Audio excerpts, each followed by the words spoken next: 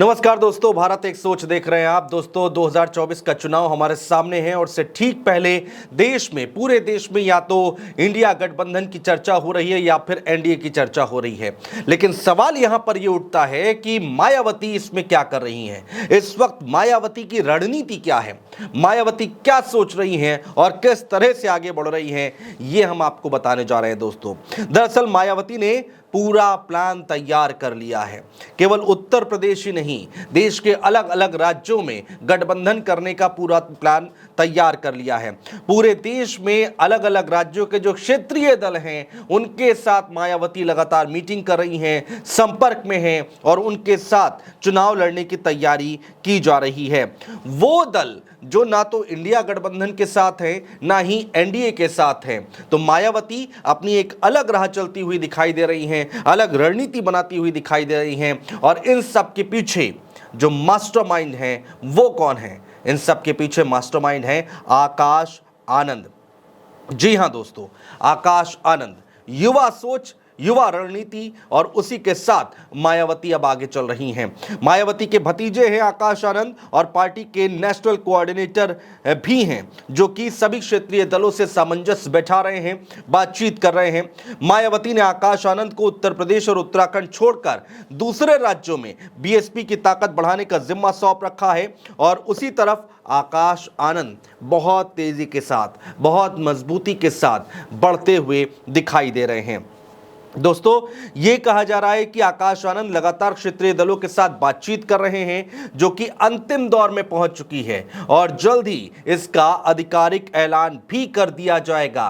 तो बीएसपी के साथ कौन कौन से वो दल हैं, कौन कौन से वो नेता हैं जो बातचीत कर रहे हैं, कौन कौन सी वो पार्टियां हैं और कौन कौन से वो राज्य हैं जहां पर इस तरह की सुगबुगाहट चल रही है, गठबंधन होने जा रहा है बीएसपी के साथ और एनडीए का खेल बिगड़ता हुआ आगे आने वाले वक्त में दिखाई देगा इन राज्यों में। तो चलिए देर न करते हुए हम उन राज्यों के बारे में भी आपको बताते हैं और उन पार्टियों के बारे में भी हम आपको बताते हैं जो मायावती के संपर्क में हैं।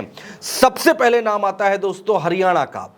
उत्तर प्रदेश के बाद हरियाणा का नाम आता है, उत्तर प्रदेश के बाहर हरियाणा का नाम आता है, जहां पर मायावती इस वक्त गठबंधन करने जा रही हैं इनेलो से। जी हां दोस्तों, इनेलो से यहां पर गठबंधन करने जा रही हैं। 2019 के लोकसभा चुनाव में भी मायावती ने इनेलो से गठबंधन किया था, लेकिन आपसी तकरार के चलते वो चुनाव से पहले ही टूट गया था और अब इस बार ये कहा जा रहा है कि दोनों दलों के नेताओं ने इस बार गठबंधन की नींव को बहुत ही मजबूती के साथ आगे बढ़ाने की योजना बना ली है। दोस्तों अंदर की खबर क्या है वो हम आपको बता रहे हैं। अंदर की खबर यह है कि बहुजन समाज पार्टी ने हरियाणा में 6 सीटों और इनेलो को 4 सीटों पर लड़ने का ऑफर तैयार किया है। यानी कि 10 में से 6 सीटें जो हैं वो मायावती अपने खाते में लेना चाह रही हैं और जो 4 सीटें हैं उसको ऑफर किया है इनेलो को कि 4 सीटों पर आप लड़िए। तो हरियाणा की यह रणनीति बनाई जा रही है मायावती की ओर से। दूसरा राज्य कौन सा है? दूसरा राज्य है दोस्तों पंजाब, जहां पर मायावती बहुत ही ज्यादा सक्रिय होती दिखाई दे रही हैं। पंजाब में भी मायावती और अकाली दल का गठबंधन है और लोकसभा चुनाव के लिए यह गठबंधन भी तय माना जा रहा है कि लोकसभा चुनाव में भी दोनों दल एक साथ चुनावी मैदान में उतरेंगे। अंदर की खबर क्या है दोस्तों इसमें, वो हम आपको बता रहे हैं। बहुजन समाज पार्टी की मुखिया मायावती के साथ सुखबीर बादल की दिल्ली में जनवरी के आखिरी सप्ताह में, यानी कि जब मंथ एंड हो रहा था, जब महीना खत्म हो रहा था, उस दौरान मुलाकात भी हुई है। इससे पहले भी मुलाकातों की बात निकलकर सामने आई थी, लेकिन अभी की ये जो मुलाकात है वो कहा जा रहा है, जो अंदर की खबर है कि लोकसभा चुनाव से जुड़ी हुई आ रही है। इस समय पंजाब में अकाली दल और बहुजन समाज पार्टी का गठबंधन है दोस्तों, और वो इस गठबंधन को तोड़ना भी नहीं चाहते, क्योंकि इसके पीछे की एक बड़ी वजह है। पंजाब में अच्छा खासा प्रभाव है बीएसपी का, मायावती का, और उसको अकाली दल यहां पर भुनाने की कोशिश कर रहा है। अकाली दल के कुछ नेता हैं दोस्तों जो कि ये आरोप भी लगाते आए हैं कि बीजेपी ने पंजाब में अकाली दल को कमजोर करने की पूरी कोशिश की है। जी हां, ऐसे में दोनों दलों का साथ में लड़ना तय समझिए। यानी दोनों दल कौन से? बहुजन समाज पार्टी और अकाली दल, जो कि ना ही इंडिया में है ना ही एनडीए में है, किसी भी गठबंधन में शामिल नहीं है। तो यहां पर लड़ना तय माना जा रहा है। अब आगे बढ़ते हैं, जो अगले राज्य की हम बात करते हैं तो उसमें दो राज्य सामने आते हैं दोस्तों। उसमें दो राज्य कौन से हैं? मध्य प्रदेश और छत्तीसगढ़। और इसके साथ ही साथ ये भी कहा जा रहा है कि झारखंड के भी कुछ राजनीतिक दल हैं जो कि मायावती के साथ संपर्क में हैं, और आकाश आनंद लगातार इस पर काम भी कर रहे हैं। उत्तर प्रदेश और उत्तराखंड के बाहर आकाश आनंद जो हैं वो रणनीति बना रहे हैं। तो मध्य प्रदेश में भी यहां पर समझौता होता दिखाई दे रहा है। हरियाणा पंजाब के बाद अगर हम बात करते हैं मध्य प्रदेश की, तो यहां पर समझौता होता दिखाई दे रहा है। छत्तीसगढ़ और मध्य प्रदेश में गोंडवाना गणतंत्र पार्टी है दोस्तों, जो कि गठबंधन की बात अंतिम दौर में है। जी हाँ, यहां पर भी बातचीत अंतिम दौर में है और इसका भी अब आधिकारिक ऐलान होना बाकी है। तो यह रणनीति मायावती की तरफ से बनाई जा रही है। छोटे दलों के साथ समझौते को लेकर मायावती की अपनी अलग रणनीति मानी जा रही है दोस्तों। जी हां, इसके पीछे देखिए बड़ी सोच है। क्या सोच है वो हम आपको बताने जा रहे हैं मायावती की। देखिए, मायावती बहुत ही शांत तरीके से अपनी रणनीति पर आगे काम कर रही हैं, बिना किसी हो हल्ला के, बिना किसी यहां पर मीडिया में आए, वो पर्दे के पीछे से ही अपना काम करती हुई दिखाई दे रही हैं। कैसे, वो हम आपको बताने जा रहे हैं।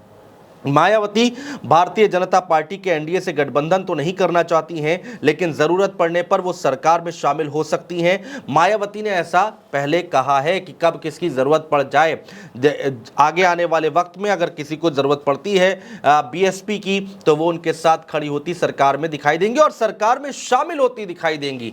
बाहर से समर्थन नहीं देंगी मायावती। इस बार सरकार में उनको हिस्सेदारी चाहिए होगी। अगर उनकी जरूरत पड़ती है केंद्र में सरकार बनाने के लिए लोकसभा चुनाव में के बाद, तो वहां पर मायावती खड़ी होती दिखाई देंगी। और ये सारी जो स्क्रिप्ट लिखी जा रही है वो इसी का एक हिस्सा है दोस्तों।